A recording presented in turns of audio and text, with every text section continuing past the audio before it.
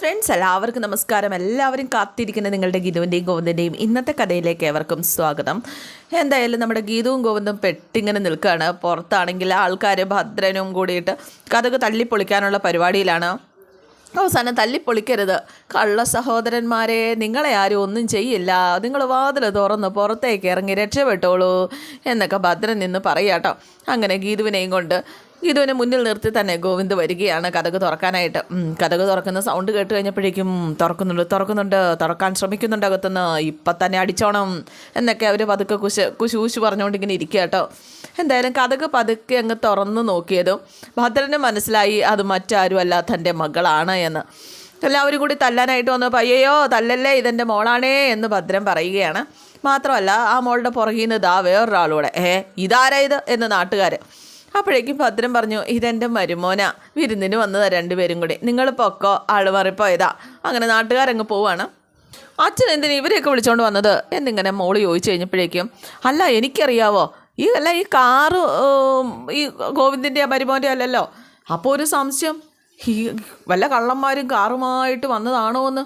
അല്ല, ഇതേത് കാറ്? അപ്പോഴേക്കും അത് എൻ്റെ കാറ, എനിക്ക് കണ്ണേട്ടൻ സമ്മാനിച്ച കാറ എന്നൊക്കെ ഗീതു ഇങ്ങനെ പറയാം. അല്ല നിങ്ങളെന്താ ഇവിടെ? അത് പെട്ടെന്ന് ഇതിലെ പോയപ്പോൾ കണ്ണേട്ടന് വയറിന് സുഖമല്ലാണ്ടായി, അതിപ്പോൾ എങ്ങ് വന്നു എന്ന് ഗീതു പറഞ്ഞു കഴിഞ്ഞപ്പോഴേക്കും ഗോവിന്ദ് ലൂസ് മോഷൻ പിടിച്ചു നിർത്താൻ പാടാ, ലൂസ് മോഷൻ നിന്നെ ശരിയാക്കുന്നുണ്ട് എന്ന് ഗോവിന്ദ് ഇങ്ങനെ പറയാട്ടോ ഗീതുവിനോട്. വയറ്റീന്ന് കൃത്യമായിട്ട് പോയോ മരുമോനെ? സകലതും പോയി. ഉടനെ ഒന്നും ഈ അസുഖം വരില്ലല്ലോ അല്ലേ? നോക്കിയിട്ട് പറയാം. എന്നാൽ കണ്ണേട്ടൻ്റെ മൂഡൊക്കെ ആയോ, നമുക്ക് പോകാം എന്ന് ഗീതു പറഞ്ഞപ്പോൾ ശരിയാ, മൂഡ് ശരിയാകാൻ ഒരു 10 ദിവസമെങ്കിലും എടുക്കും. എന്നാൽ നമുക്ക് പോകാം, എന്നാൽ ഞങ്ങൾ ഇറങ്ങും അച്ഛാ എന്നും പറഞ്ഞിട്ട് രണ്ടുപേരും കൂടെ ഇറങ്ങുക.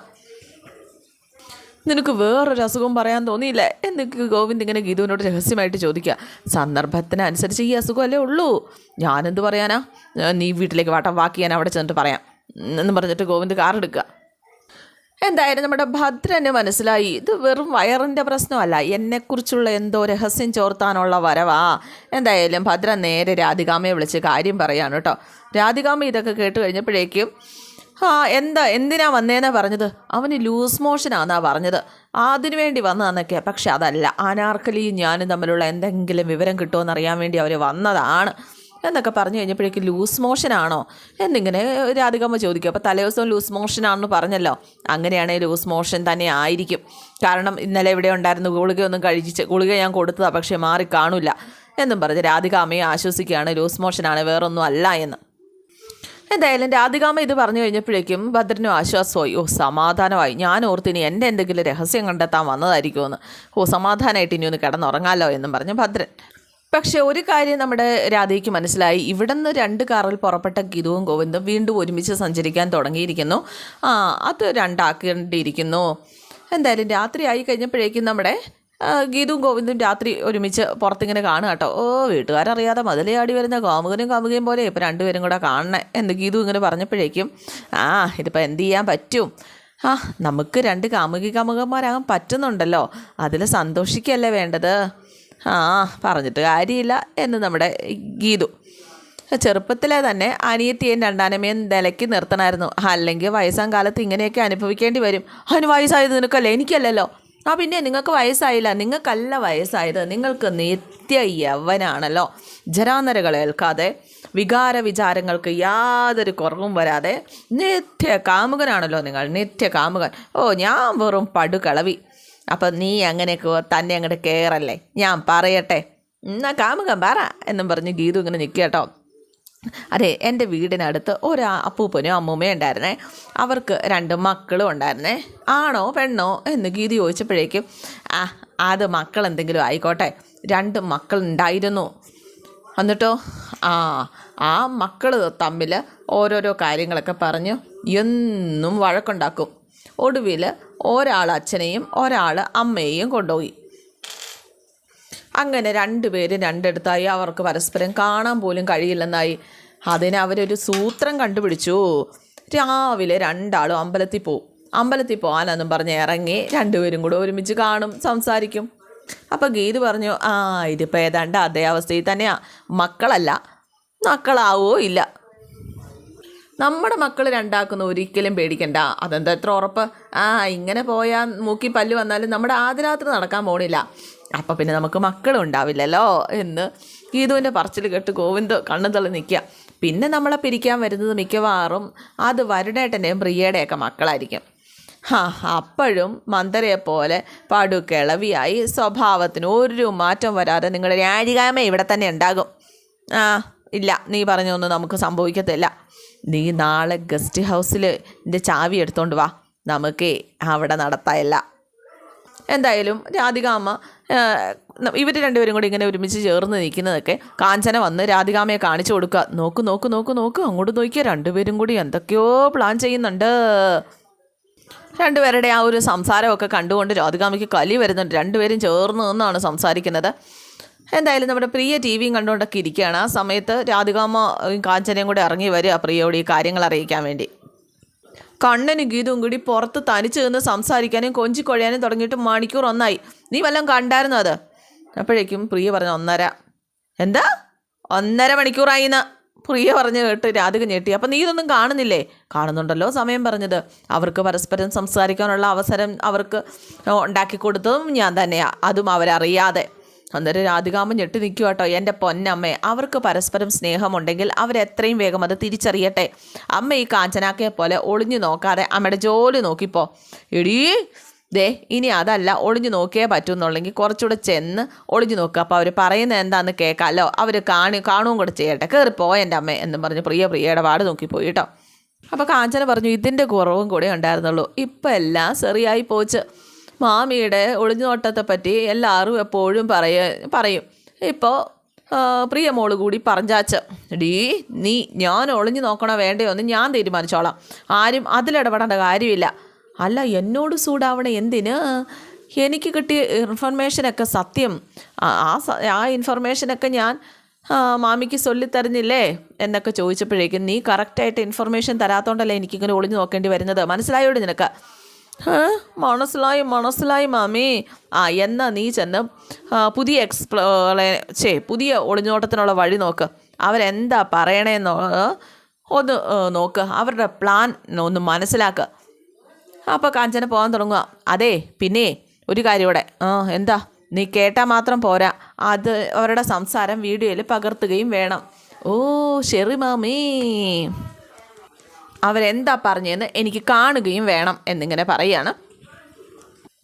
എല്ലാം ഷൂട്ട് ചെയ്യാനായിട്ട് കാഞ്ചന അങ്ങ് പോയിട്ടുണ്ട്.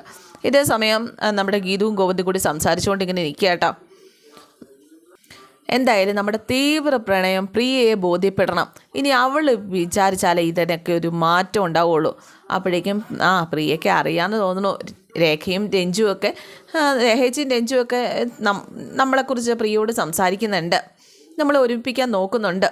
എന്തായാലും എന്ത് വില കൊടുത്ത് നമ്മൾ പ്രിയയെ കയ്യിലെടുക്കും. പക്ഷേ നിങ്ങളുടെ രണ്ടാനമ്മയും ഒപ്പം ആ മൂച്ചാട്ടയും നിൽക്കിയല്ലേ പാരയായിട്ട്. അപ്പം കാഞ്ചന വന്നു കേട്ടോ. അത് കാഞ്ചനയല്ലേ? എന്നെക്കുറിച്ചാണല്ലോ പറയണത്. അയ്യോ, അവൾക്ക് എന്തിൻ്റെ എനക്കേടാ. അവളെ ഇവിടുന്ന് കെട്ടിക്കണം.